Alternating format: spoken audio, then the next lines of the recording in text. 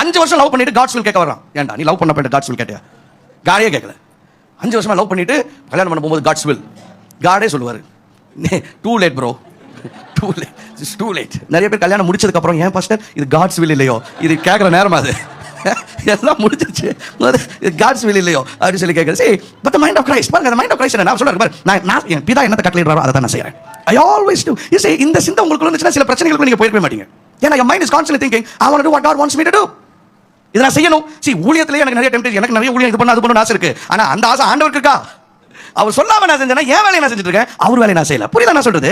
So the mind of Christ is, when you have the mind of Christ, you will always long to do the will of God. இயேசுவை போல நான் செயல்படணும்னா நான் இயேசுவை போல யோசிக்கணும்.